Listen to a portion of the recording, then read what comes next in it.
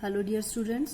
सो जैसे आपने मुझे रिक्वेस्ट की है कि न्यूमेरिकल्स के भी वीडियो बनाओ, तो आज मैं सॉल्युबिलिटी का जो हमारा सेकंड चैप्टर है उसके न्यूमेरिकल्स डिस्कस करूंगी।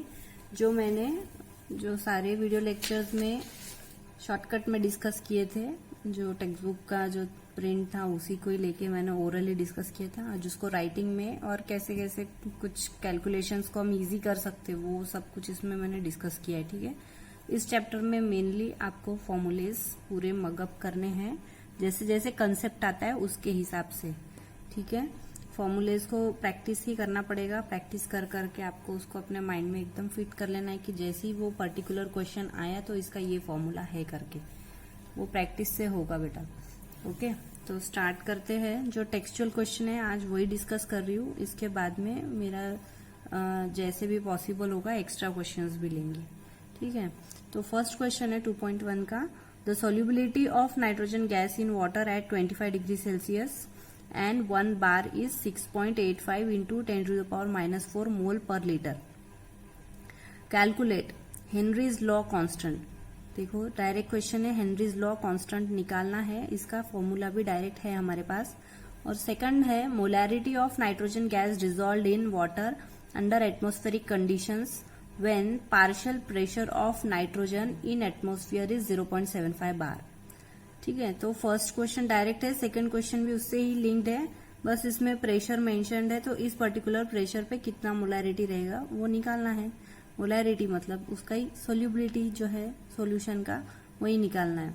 तो फर्स्ट हमको हेनरीज लॉ कांस्टेंट निकालना है। हेनरीज लॉ हमने पढ़ा था, जिसमें solubility is directly proportional to pressure हम बोल रहे थे, और उसका जो प्रेशर का कांस्टेंट था वो हेनरी ने निकाला था, इसलिए उसको KH से डिनोट कर रहे थे।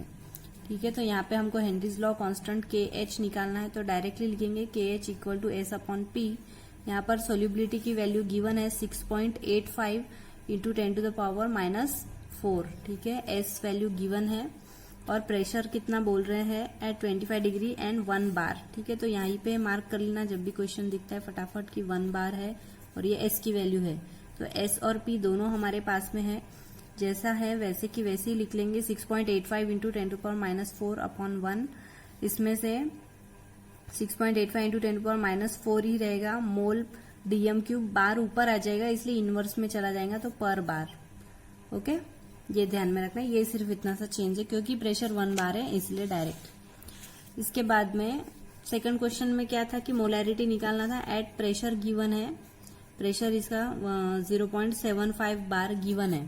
ठीक है, तो इस प्रेशर पे हमको सॉल्युबिलिटी निकालना है, तो KH की वैल्यू हमने ऊपर फाइंड आउट करी है। KH कांस्टेंट है, सेम ही रहने वाला है, नाइट्रोजन का सॉल्यूशन है, तो उसकी वैल्यू हमने निकाली, तो वही सेम वैल्यू लेना है हमको। 6.85 इंटू 10⁻⁻⁴ मोल पर DM³ पर बार इंटू कितना प्रेशर है 0.75 बार पे, तो यहाँ पे पर बार और बार क्या है देखो, पावर में -1 इंटू इसमें ऊपर कुछ नहीं है मतलब कि 1, तो -1 + 1 कैंसल आउट, तो बार और बार कैंसल हो जाएंगे यूनिट में से। ओके, ये चीज यहाँ ख्याल में रखने वाली है इस न्यूमेरिकल में। इसके बाद में सिंपल कैलकुलेशन है, मल्टीप्लीकेशन, सिंपल मल्टीप्लीकेशन करना है। 6.85 इंटू 0.75 मल्टीप्लाई करो, आता है ये आंसर 10⁻⁻⁴, वैसे की वैसी रख दिए, चेंज नहीं करना है, टाइम इतना नहीं रहेगा तो ऑप्शन में देख लेना है कैसा, अगर ये ऑप्शनल क्वेश्चन में इस टाइप के आएंगे क्योंकि सिंपल कैलकुलेशन है। तो मोल पर DM³ को हो सकता है आंसर में मोल पर लीटर भी लिखा रहा, तो this is one and the same thing, पर DM³ और पर litre this is one and the same thing. ठीक है, तो यूनिट चेंज हो गया तो कंफ्यूज नहीं होना, सेम ही रहेगा। तो ये फर्स्ट क्वेश्चन आई होप समझ में आ गया है सबको, इजी है। इसके बाद में सेकेंड क्वेश्चन है, the Henrys law constant of methyl bromide. Mithil bromide is 0.59 मोल पर लीटर पर बार एट 25 डिग्री सेल्सियस। ठीक है, तो अगेन क्या गिवन है यहाँ पे, सोल्यूबिलिटी S वैल्यू गिवन है। What is the solubility of methyl bromide in water at 25 degree Celsius and at the pressure of 130 mmHg। Same ही है, मिथिल ब्रोमाइड के लिए उसका S वैल्यू गिवन है, और इसमें इसका हेनरीज लॉ कांस्टेंट की वैल्यू गिवन है 0.159 मोल पर लीटर पर बार। ठीक है, so this is the value of KH which is given at 25 degree Celsius. What is the solubility, S हमको निकालना है in water at 25 degree Celsius and at the pressure, और pressure given है। Again formula S equal to K H into P, इस फॉर्मूले में हम डाल देंगे वैल्यूज, के एच है हमारे पास, प्रेशर है, लेकिन ये स्पेशल हो गया क्वेश्चन, क्यों, क्योंकि इसमें यूनिट चेंज हो गया, एमएम एचजी में दिया हुआ है, मिलीमीटर एचजी में वैल्यू दी है, तो इसका कन्वर्जन होता है। जब भी इस टाइप में हमको एमएम एचजी में अगर हमारा प्रेशर रहेगा तो हमको उसको किससे डिवाइड करना होगा, 750 से। तो यहाँ पे 130 डिवाइडेड बाय 750 की वैल्यू आती है 0.171। ठीक है, सिंपल है, 130 डिवाइडेड बाय 750 कर देना है, उसकी वैल्यू आएंगी 0.171। 33 भी आती है अगर कैलकुलेटर से करेंगे तो, इन एटमोस्फियर, ठीक है, ATM means atmosphere, into 760 mmHg पर एटम, ठीक है, पर एटीएम होना चाहिए यहाँ पे। इसको भी फिर से पूरा कन्वर्ट करने के लिए 1/760 mmHg एटम, इसको हमको बार में लाना है, ओके, इसलिए हम ये फिर से 1/1760 जो है, ये स्टैंडर्ड होता है, उससे हम डिवाइड कर रहे हैं। तो अगेन हमको क्या करना है, 1/1760, यहाँ पे बता रही हूँ मैं, 1/760 डिवाइडेड बाय 750, ठीक है, इसका जो है आंसर वो आता है 1.013। ओके, अब ये जो है यहाँ पर एमएमएचजी कैंसल आउट हो गया, एटमॉस्फेयर बचा है, और ये कन्वर्जन जो हुआ है वो बार में हुआ है, इसलिए बार पर एटमॉस्फेयर लिखा हुआ है। ओके, इसके बाद में इन दोनों को मल्टीप्लाई करना है, इसकी वैल्यू क्या आई 1.013 इंटू करना है, क्यों करना है ऐसा, क्योंकि हमको आंसर बार में चाहिए, एटमॉस्फेयर में नहीं चाहिए, इसीलिए 1/1760 से इसको मल्टीप्लाई किया है। Okay, clear. तो ये जो वैल्यू है, आपको इसको नहीं लिखना है तो आप डायरेक्ट भी लिख सकते हो, 0.171 ये जो वैल्यू आई है, इसको डायरेक्टली 1.013 बार से मल्टीप्लाई कर दो, इन दोनों को मल्टीप्लीकेशन करेंगे तो 0.1733 बार में आंसर आता है।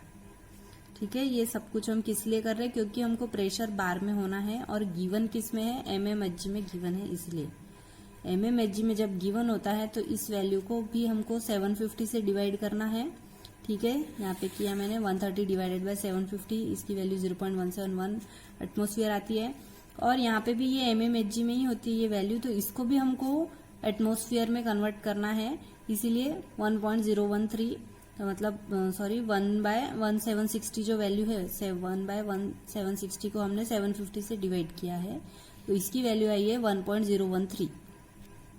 अब ये एटमॉस्फेयर है, दोनों में इनको भी कैंसिल आउट करना है, तो ये जो वैल्यू है 1.013 बार, जो कन्वर्जन फैक्टर है मेन हमारा, याद रख सकते हो तो डायरेक्टली ये भी याद कर लो, तो इन दोनों को मल्टीप्लाई करने पे कन्वर्जन फैक्टर आएगा 0.173, आंसर आएगा। ओके, तो डिवाइड द प्रेशर वैल्यू, जो भी प्रेशर वैल्यू गिवन रहती है उसको 750 से डिवाइड कर लेना है।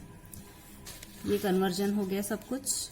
इसके बाद में सॉल्युबिलिटी पूछा है, 0.159 kH की वैल्यू है, और हमने 0.173 बार हमारा प्रेशर की वैल्यू निकाली, यूनिट्स मैंने ऊपर लिखे हैं।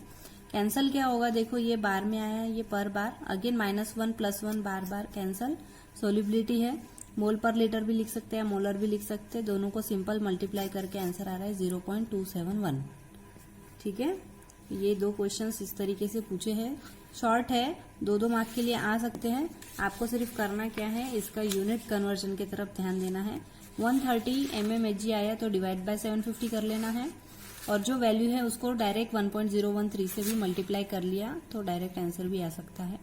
नहीं याद आ रहा है तो 1/1760 mmHg का कन्वर्जन ध्यान में रखना है। ओके, तो नेक्स्ट क्वेश्चन है, the vapour pressure of pure liquids A and B are 450 mmHg and 700 mmHg। दो प्रेशर गिवन है respectively at 350 Kelvin। Find the composition of liquid and vapour if the total vapour pressure is 600 mm। ठीक है, तो ये vapour pressure के ऊपर है question, तो चेंज करने की यूनिट यहाँ जरूरत नहीं है, क्योंकि ये सब एक ही इसमें है। ठीक है, mmHg होना चाहिए, mmHg में ही सब कुछ है, और प्रेशर से ही डील करने वाले हैं, तो दो लिक्विड्स बोल रहे हैं, तो composition of A and B, दो लिक्विड का मिक्सचर है जिसमें x1 और x2 मोल्स लिए हुए हैं, ठीक है। सो प्रेशर P10 लेंगे हम, पहला ए जो दिया है 450 mm, फिर दूसरा P20 नॉट 700 mmHg, और पूरे इसका find the composition of liquid, पूरे लिक्विड का जो प्रेशर है वो कितना है 600 mmHg। गिवन वैल्यूज ये है, और हमारे पास हमने फॉर्मूला डिराइव किया था, pressure equal to P2 nought minus P1 nought into x2 plus P1 nought, ठीक है। तो x1 और x2 दोनों निकालने हैं हमको, कंपोजिशन निकालना है। तो कैसे करेंगे, फर्स्ट फॉर्मूले में वैल्यूज पुट कर देंगे। P हमारे पास है 600, P2 है 700, P1 minus P1 450 into x2 plus 450 P1 not. Simple है, यहाँ माइनस कर दिया है। माइनस करने के बाद में इसको यहाँ शिफ्ट कर दिया, तो 600 माइनस 450 इज 600 माइनस 450 इज 150, है ना। तो ये 150 हो गया। तो x2 निकालना है हमको, तो 150 डिवाइडेड बाय 250 हो जाएगा। इन दोनों को डिवाइड कर और कैंसल आउट करने पे 0.6 आता है। अगेन कंपोजिशन में हमारे पास फिर से एक और फॉर्मूला है, x1 equal to 1 minus x2, right. इस फॉर्मूले को भी याद रख लेना है, और उसमें x2 की वैल्यू पुट करेंगे, तो 1 माइनस x2 हमने 0.6 निकाला है, तो x1 विल बी 0.4। ओके, तो ये हो गया एक के लिए। इसके बाद में composition of A and B in the vapour are y1 and y2 respectively. Question को ध्यान से पढ़ना है। Find the composition of liquid as well as vapour पूछा हुआ है। सेम टाइप से ही रिपीट होगा, थोड़ा सा फॉर्मूले में चेंज है कि जब वेपर फॉर्म में लेना है तो क्या लेना है formula, P1 equal to y1p and P2 equal to y2p। तो P1 equal to P1 not x1, ठीक है, जो फर्स्ट हमने निकाला था वो, and P2 equal to P2 nought x2, right.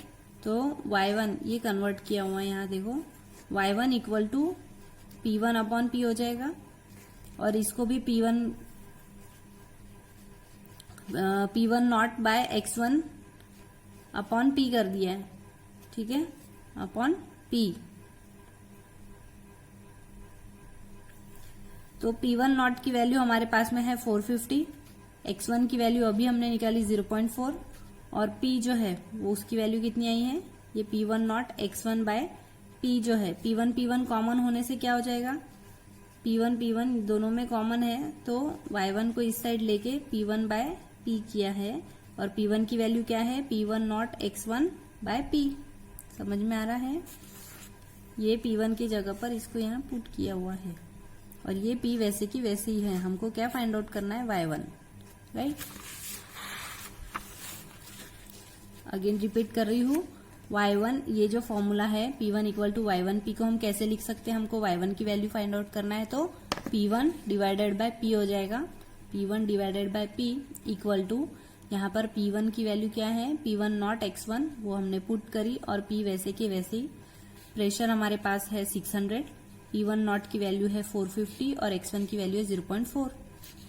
Calculate करेंगे, ठीक है, कैलकुलेट इजी है, ये कैलकुलेट कर लेना है।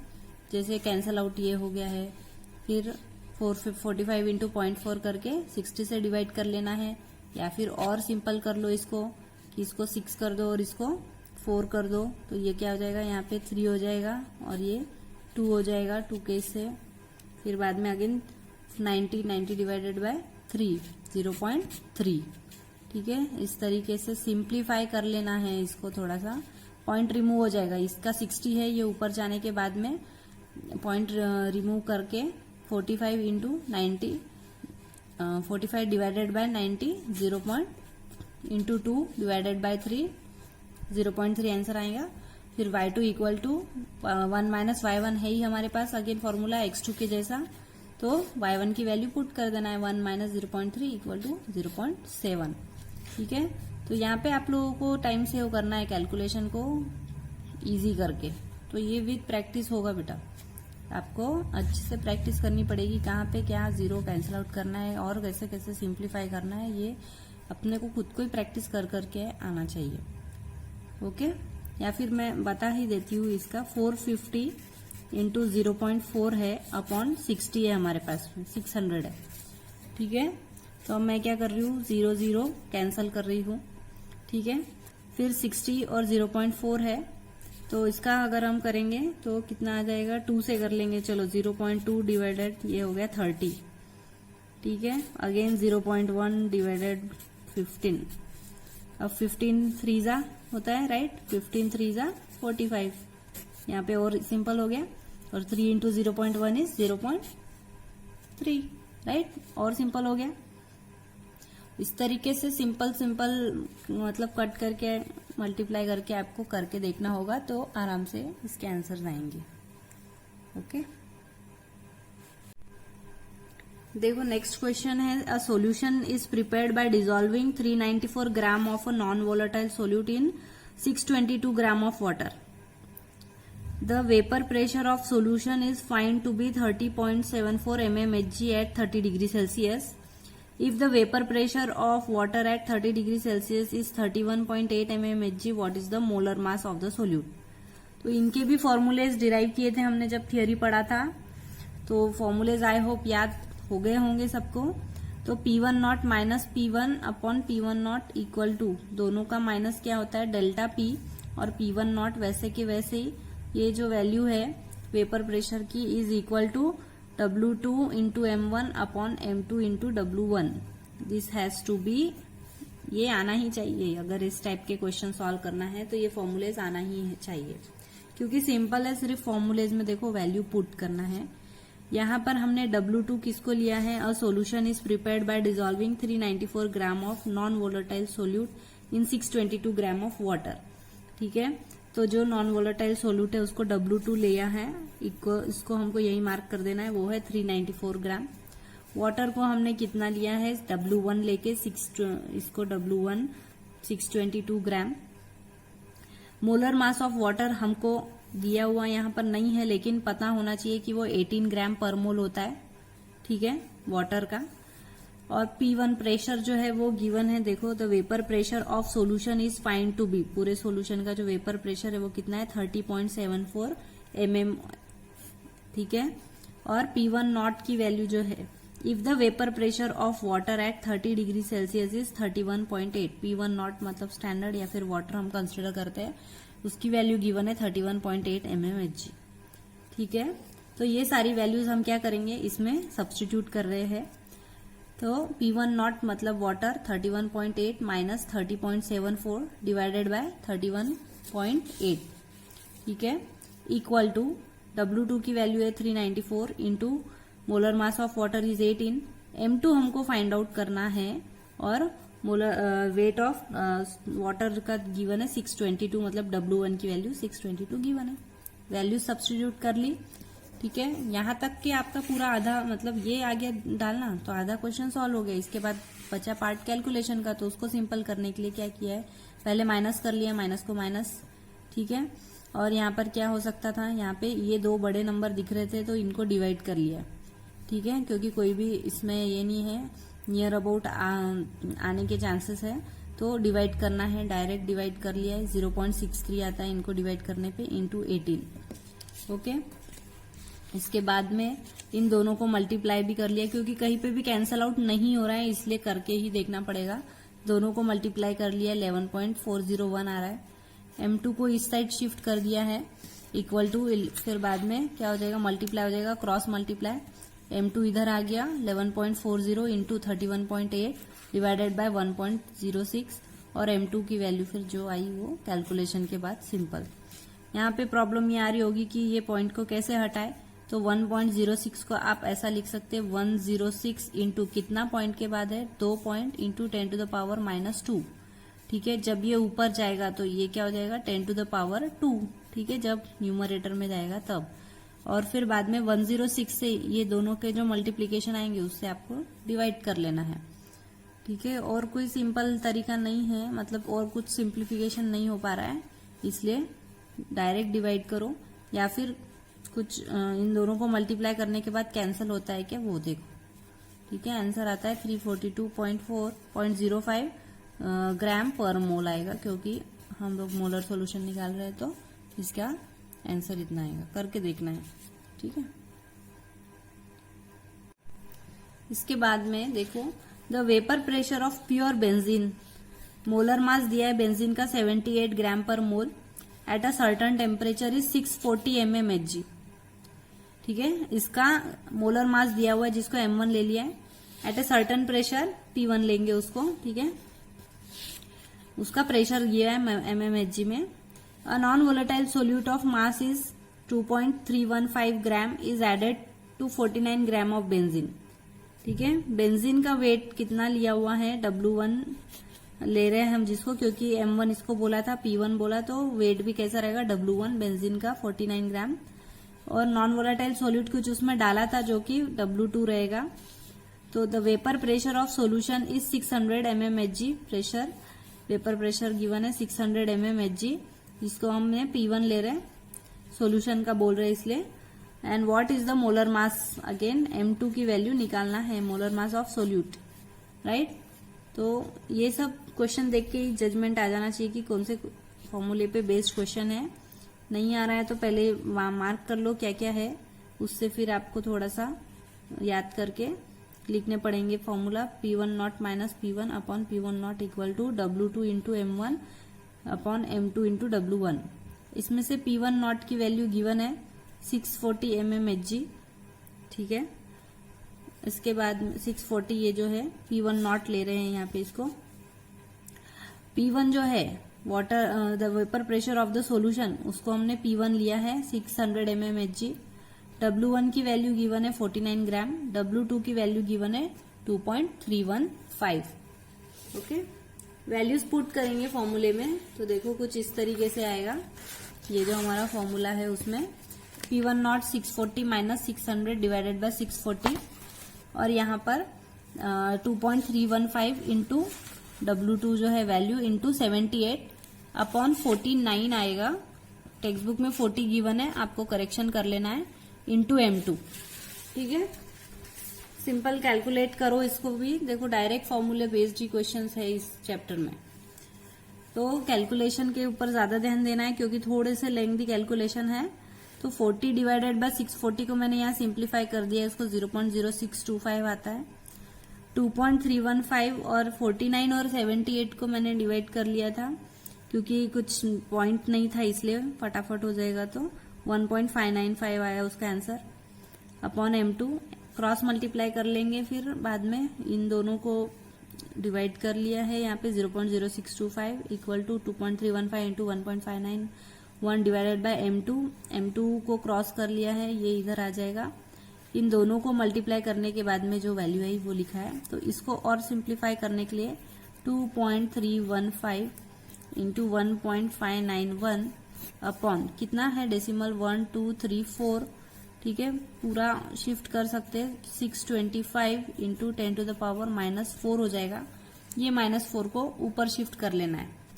ठीक है, और जो वैल्यू इन दोनों के मल्टीप्लीकेशन से आएंगी उसको 625 से डिवाइड करना पड़ेगा, और फिर बाद में आंसर आता है 58.930।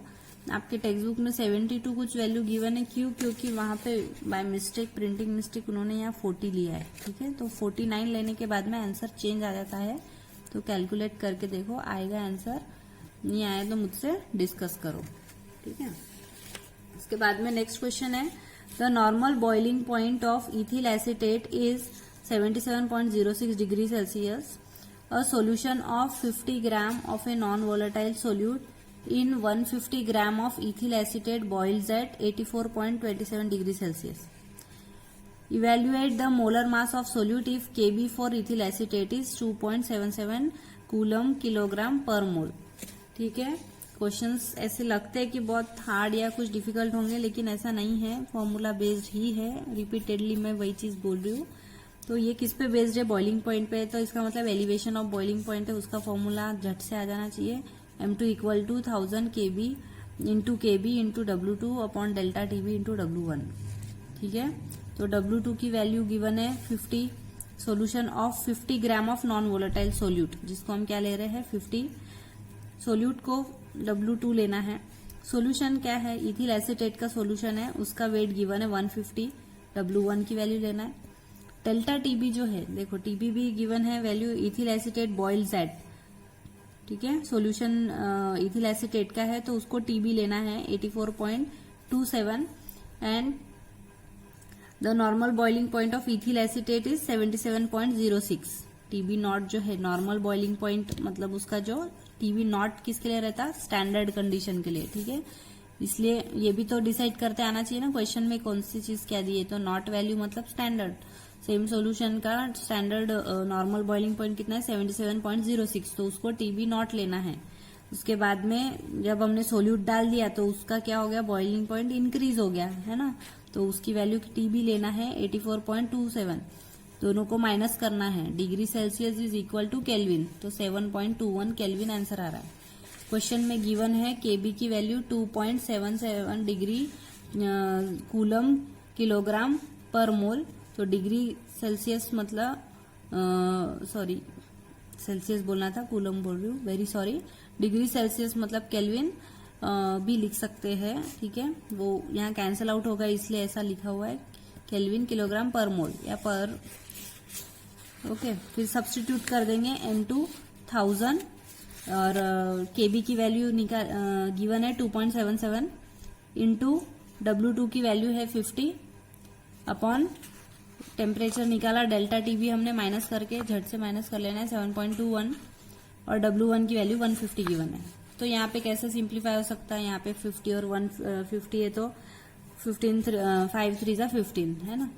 और अब यहाँ देखना है, सोचना पड़ेगा थोड़ा सा कि क्या सिंप्लीफाई हो सकता है, तो 7.21 और 2.7 मतलब 3 के 7 3 जा 27 कुछ आता है, तो इसलिए इसको यहाँ पे करके देखना है या डिवाइड कर लेना है। 2.77 डिवाइडेड बाय 7.21 दोनों के दो ही है तो पॉइंट हटा देना, ठीक है। तो 0.384 कुछ ये वैल्यू आती है इसकी दोनों को करने से, और फिर बाद में 0.384 आ गई और यहाँ 3 है ही सही, तो इन दोनों को डिवाइड कर लेंगे, तो डिवाइड करने के बाद वैल्यू आती है 0.128। इसको फिर 1000 से मल्टीप्लाई कर लेना है, ठीक है। 1000 को पहले से ही कट मत करना ताकि पॉइंट शिफ्टिंग में आसान हो जाता।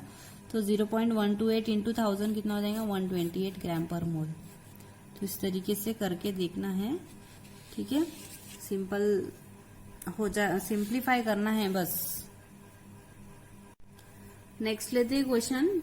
3.795 gram of sulphur is dissolved in 100 gram of carbon disulphide CS2 मतलब carbon disulphide.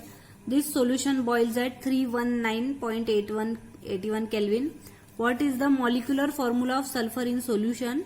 The boiling point of solvent is 319.45 Kelvin. ठीक है, तो क्वेश्चन देख के डरना नहीं क्योंकि अलग अलग पूछा है, तो पर बॉइलिंग पॉइंट गिवन है तो एलिवेशन इन बॉइलिंग पॉइंट पे बेस्ड है, तो पहले सबसे पहले फॉर्मूला लिख लेना है।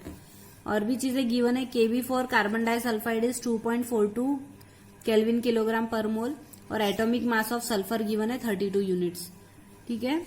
तो सारी वैल्यूज नोट डाउन करेंगे। W1 इज 100 ग्राम, देखो सल्फर जो हम डिजोल्व कर रहे हैं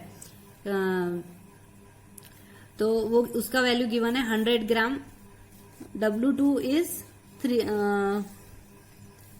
3.795 ग्राम, ठीक है। 3.795 gram of sulphur is dissolve, तो उसको W2 ले रहे हैं, राइट। W1 और W2 डिसाइड करते आना चाहिए कि एक जो सॉल्यूशन बन रहा है वो किसका बन रहा है, कि सल्फर डाल रहे हैं, सोल्यूट डाल रहे हैं। सोल्यूट को W2 लेना है, किसमें, is dissolve in 100 gram of carbon disulphide. W1 100 ग्राम का है, ज्यादा क्वांटिटी का है इसलिए W1। इसके बाद में डेल्टा टीबी की वैल्यू निकालने के लिए क्या करेंगे, TB minus TB naught.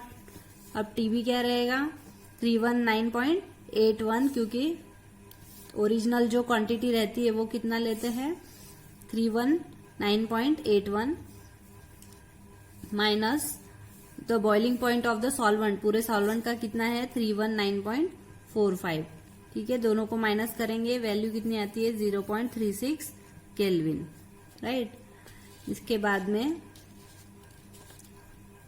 Solvent मतलब यहाँ पे कौन सा होगा, जो सल्फर कार्बन डाइसल्फाइड है वो, ठीक है। Solvent is our carbon disulphide, और जो सॉल्यूशन बना सल्फर डालने के बाद में उसका जो बॉइलिंग पॉइंट गिवन है वो 319.81 केल्विन, ओके, तो यहाँ पे भी क्लियर होना चाहिए कि किसको टीबी लेना है और किसको टीबी नॉट लेना है। तो सॉल्वेंट हमारा क्या है यहाँ पे CS2 कार्बन डाइसल्फाइड, उसको हमको क्या लेना है टीबी नॉट। और यहाँ पे सॉल्यूशन जो बना है सल्फर का को डालने से कार्बन डाइसल्फाइड में जो नया सॉल्यूशन तैयार हुआ है उसको क्या लेना है टीबी। तो ये तीनों चीजें आ गई, तो फिर फॉर्मूले में सिर्फ डालने का काम है। केबी की वैल्यू गिवन है, पुट करेंगे। सो 1000 into 2.42 into 3.795 divided by TB की वैल्यू निकली है 0.36 इंटू 100। अब यहाँ पे मैंने कट किया है, क्या क्या कैंसिल आउट किया ये देखो। 1000 और 100 में से दो जीरो निकाल दिए।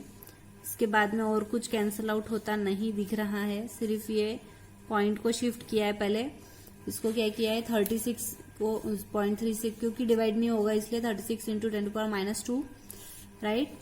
36 को फिर इससे डिवाइड किया है 3.7, क्योंकि पास में आ रहा है ना, 36 के पास में है इसलिए इससे इसको डिवाइड किया। तो डिवाइड करने पे इसकी वैल्यू है 0.1054, राइट। फिर उसके बाद में ये -2 का ऊपर चले जाएगा तो +2 हो गया, नीचे का पोर्शन सॉल्व हो गया। तो 10 इंटू 2.42 इंटू 0.1054, ये यहाँ कैलकुलेशन डायरेक्ट करना होगा। 10 को क्या कर दिया है, पावर में कुछ नहीं, इसका मतलब 1 है, तो ये क्या हो जाएगा 10⁻³ हो जाएगा। और 2.42 और इसको डायरेक्ट मल्टीप्लाई ही करना पड़ेगा, कुछ ऑप्शन नहीं है। आंसर आता है 0.25506 इंटू 10⁻³। तो पावर पॉइंट आप शिफ्ट कर सकते हो, करना है तो नहीं करना है तो इट्स ओके, पर आंसर में गिवन था। तो 10⁻³ है तो डेसिमल किधर जाएगा 123, तो 255.06 ग्राम पर मोल विल बी योर आंसर। ठीक है, 0.123, क्योंकि 10⁻³ है, वैल्यू बड़ी है ये 10⁻³ की, तो नंबर भी यहाँ पे शिफ्ट हो जाएगा। ठीक है, राइट हैंड साइड में 3 वैल्यू शिफ्ट होगा, तो 255.06 इसका आंसर। इसके बाद में पूछा है कितने मॉलिक्यूलर फॉर्मूला क्या रहेगा सल्फर का उसमें डिसॉल्व करने में। तो हमको एक और इन्फॉर्मेशन गिवन थी कि एटॉमिक मास ऑफ सल्फर कितना होता है 32 यूनिट। तो number of atom in a molecule of sulphur is equal to, ये फॉर्मूला इनिशियली मैंने बताया था, वीडियो लेक्चर्स में काम में आते हैं ऐसे फॉर्मूले छोटे छोटे। तो molar mass upon atomic mass, ठीक है। तो मोलर मास कितना निकला हमारा यहाँ पर 255.06 डिवाइडेड बाय 32 करेंगे तो उसकी वैल्यू आती है 7.97, डायरेक्ट डिवाइड करके देखना पड़ेगा, विच इज इक्वलेंट टू 8। सल्फर S8 के फॉर्म में एग्जिस्ट करेगा कार्बन डाइसल्फाइड में। तो यहाँ पे ये कंफर्मेशन है कि वैसे भी सल्फर जो होता है वो रॉम्बिक सल्फर, मोनोक्लिनिक सल्फर, वो S8 के फॉर्म में ही एग्जिस्ट करते हैं। ठीक है, तो इसीलिए दिस आवर आंसर जो हमारा निकला आंसर है वो करेक्ट है, ये हमको खुद को कंफर्म हो जाएगा। यहाँ पे थोड़ा सा लेंदी है, पर आपको न्यूमेरिकल्स में ऐसा होता है कि टाइम सेव करना है, तो आपको उसकी प्रैक्टिस तो फास्ट होगा। ठीक है, फॉर्मूले एकदम याद रहने चाहिए, तो आता है सॉल्व करना इजीली। अभी तो जो क्वेश्चन हुए वो बॉइलिंग पॉइंट पे थे, अब एक क्वेश्चन फ्रीजिंग पॉइंट पे।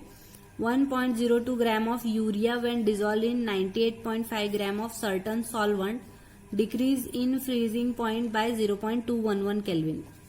ठीक है, और क्या गिवन है 1.06 gram of unknown compound when dissolve in 86 gram of same solvent depresses the freezing point by 0.34 kelvin. दो इन्फॉर्मेशन गिवन है। Calculate the molar mass of unknown compound, molar mass of urea is given. ठीक है, तो इसको दो इसमें divide कर लिया है कि यूरिया और अननोन कंपाउंड। पहली इन्फॉर्मेशन यूरिया के बारे में गिवन है, यूरिया को W2 देखो, urea 1.02 gram of urea when dissolve in 98.5 gram of solvent. तो सॉल्वेंट W1 लिया है 98.5 ग्राम, और यूरिया डिसॉल्व कर रहे हैं, सोल्यूट को हम W2 लेते हैं हमेशा, तो 1.02 ग्राम। और यहाँ पर इनका डालने पे क्या हुआ, डिक्रीज इन फ्रीजिंग पॉइंट दिया है, तो डेल्टा TF की वैल्यू डायरेक्ट गिवन है 0.211 केल्विन, और यूरिया का मोलर मास भी गिवन है 60 ग्राम। ठीक है, तो this is all about urea. इसके बाद में अननोन कंपाउंड का क्या गिवन है कि 1.06 ग्राम ऑफ अननोन कंपाउंड, ठीक है, उतना है वो सोल्यूट। तो अगेन सोल्यूट W2 लेते हैं हम, तो W2 डैश करके लिया है क्योंकि कैलकुलेशन में काम में आएगा। तो W2 डैश की वैल्यू 1.609 और क्या गिवन है, dissolve in 86 gram of same solvent. तो W1 जो सॉल्वेंट है वो कितना है 86 ग्राम का, तो उसको हम W1 ले रहे हैं, W1 डैश। वो डालने पे क्या हो गया, अननोन कंपाउंड डालने पे अगेन फ्रीजिंग पॉइंट गिवन है 0.34 केल्विन, तो डेल्टा TF डैश कितना है उसका 0.34 केल्विन। ठीक है, तो फॉर्मूला हमको मालूम है 1000 KF इक्वल टू, डायरेक्ट लिख दिया मैंने फॉर्मूला, ठीक है, equal to M2 into delta TF into W1 upon W2। Original formula एक बार रेफर कर लेना है, ठीक है। ओरिजिनल फॉर्मूले में M2 इधर है और 1000 KF उस साइड है। तो क्योंकि निकालने के हिसाब से, ताकि दोनों जगह पे क्या कॉमन है 1000 और 1000, ये हमको नहीं चाहिए, कुछ काम का नहीं है, इस वजह से ऐसा लिखा है। तो M2 into delta TF into W1 upon W2, same W1 और W2 डैश के लिए भी आएगा फॉर्मूला। कैसा रहेगा देखो, 1000 KF equal to M2 dash into delta TF into W1 dash, ये भी डैश रहेगा, अपॉन W2 डैश। ठीक है, तो यहाँ पे M2 डैश, यहाँ पे डेल्टा TF डैश की वैल्यू पुट कर दी है, W1 डैश की वैल्यू पुट कर दी है, और W2 की वैल्यू है 1.609। ये इस फॉर्मूले में यहाँ की वैल्यूज पूरी पुट कर दी है। M2 की वैल्यू है 60, डेल्टा TF की 0.211, W1 की वैल्यू है 98.5 और W2 की है 1.02। ओके, यहाँ तक के काम हो गया। यहाँ पे 1000 कैंसल आउट हो गया, ठीक है, और KF भी कैंसल आउट हो गया। M2 डैश हमको निकालना है, तो शिफ्ट करेंगे। शिफ्ट करने के बाद में हम क्या कर रहे हैं, क्रॉस कर रहे हैं, मतलब M2 डैश इधर आ गया, तो ये इसको मल्टीप्लाई है, तो ये डिनोमिनेटर में आ जाएगा, न्यूमरेटर में 1.609 इंटू ये पूरा वैल्यू 60 इंटू 0.211 इंटू 98.5 अपॉन 1.602 और 0.34 इंटू 86। अब कुछ भी कैंसिल नहीं हो रहा था, इसलिए 86 और 60 को किया 2 से, तो ये 43 हो गया और ये 30। बस फिर और कुछ सिंप्लीफाई नहीं हो रहा है, तो पूरा मल्टीप्लाई करना है। यहाँ भी पूरा मल्टीप्लाई किया, तो पॉइंट डिवाइड करना है, तो पॉइंट शिफ्ट करना होगा 14912 और 1003.3। अब इसको 10 टू द पावर ये ऊपर जाएगा तो -3 हो जाएगा, +3 का डिवाइड करना ही एक ऑप्शन है, क्योंकि और कुछ कैंसल आउट नहीं हो रहा है। तो डिवाइड करके देखना है आप लोगों को। आंसर आता है 0.0672 इंटू 10 टू पावर -3, +3 का ऊपर जाने पे -3 हो गया था। पुट करेंगे तो 1, 2, 3 वैल्यू पॉइंट शिफ्ट होगा, तो क्या आ जाएगा 67.2 ग्राम पर मोल। ठीक है, एक लास्ट क्वेश्चन और देख लेंगे। What is the molar mass of a solute if a solution prepared by dissolving 0.822 gram of it in 300 milli-dm³ of water has an osmotic pressure of 149 mmHg at 298 Kelvin? ये question शायद मैंने लिया होगा theory, जो मैंने lecture बनाए हैं उसमें, पर देख लेते हैं ये एक, फिर बाकी जो इसके बाद वाले हैं वो सारे रिपीटेड है। तो क्वेश्चन में क्या पूछा है, what is the molar mass of solute. ठीक है, मोलर मास ऑफ सोल्यूट मतलब फिर से वही M2 की value. If a solution is prepared by dissolving 0.22 gram of it in 300 मिली-dm³। तो अगेन और क्या गिवन है देखो, ऑस्मोटिक प्रेशर। तो ऑस्मोटिक प्रेशर का अगेन डायरेक्ट फॉर्मूला है हमारे पास में, M2 equal to W2 into RT upon pi V। ठीक है, तो यहाँ पर W2 की वैल्यू गिवन है, जो हम सोल्यूट डालते हैं उसको हम कितना लेते हैं W2। देखो, what is the molar mass of solute if a solution is prepared by dissolving 0.22 gram of it. मतलब सोल्यूट लिया है, तो इसकी वैल्यू हमको यहाँ से डिसाइड हो गई। सोल्यूट W2 है, R की वैल्यू जो कन्वर्टेड है वो याद करना पड़ेगा ऐसे।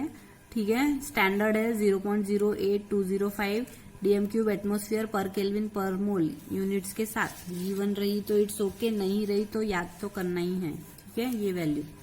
टेम्परेचर 298 केल्विन है। पाई की वैल्यू है कितनी, 149 mmHg। ठीक है, पाई इधर प्रेशर, ऑस्मोटिक प्रेशर जो होता है उसको हम पाई से डिनोट करते हैं, 149 mm of Hg at 298 Kelvin बोल रहे हैं। तो mmHg का कन्वर्जन डिवाइडेड बाय, ठीक है, 760 mmHg, दोनों को डिवाइड करेंगे तो कितना आता है 0.196 एटमोस्फियर। आंसर किस में आया है देखो, ये कैंसिल हो गया, एटमोस्फियर में है ये कन्वर्जन। बार में नहीं किया है, यहाँ पर जरूरत नहीं है इसलिए, क्योंकि यहाँ पर भी वैल्यू एटमॉस्फेयर में है इस वजह से।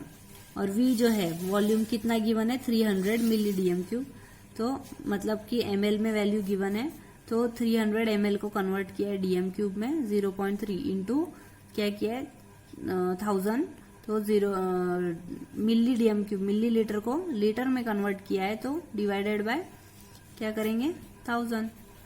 ओके, तो ऊपर जाएगा तो 10 टू द पावर -3 हो जाएगा। जैसे देखो 300 इंटू 10 टू द पावर -3 हो जाएगा। 1000 को कैसे लिख सकते हैं हम, 10 टू द पावर 3 भी लिख सकते हैं ना, ऊपर जाएगा तो -3, और यहाँ पे इसको फिर पॉइंट में आएगा तो 0.3 हो जाएगा, 1 2 3 पॉइंट इधर, ठीक है, तो 0.3 DM3। ओके, तो वैल्यूज फिर डायरेक्ट फॉर्मूला है, W2 की वैल्यू पुट करेंगे, R की वैल्यू पुट करेंगे, T की और पाई की और V की। अगेन यहाँ पे कैलकुलेशन करने के लिए कुछ भी कैंसिल नहीं दिख रहा था, तो 0.3 को कैसे लिख सकते हैं 3 इंटू 10 टू पावर -1, और फिर ये जो 3 है इसको मैंने 298 से डिवाइड कर दिया, क्योंकि बाकी सब पॉइंट में, ये पॉइंट में नहीं था, तो उसका आंसर है 99.33। ओके, क्योंकि 300 के पास में दिख रहा है ना, तो इसलिए डिवाइड किया, 99.33 आता है। फिर से पूरा मल्टीप्लाई करना है, डिवाइडेड बाय 0.96 को कैसे लिख सकते हैं 196 इंटू 10 टू पावर -3, क्योंकि डिवाइड करना होगा इसलिए कन्वर्ट किया। फिर -3 -1 कितना हो जाता है -4, ठीक है, -3 इंटू -1 इज -4, ऊपर जाने के बाद में ये +4 हो जाएगा, सॉरी गलत हो गया, +4, और फिर इनको भी ऊपर की जो टर्म है उसको भी मल्टीप्लाई कर लिया है।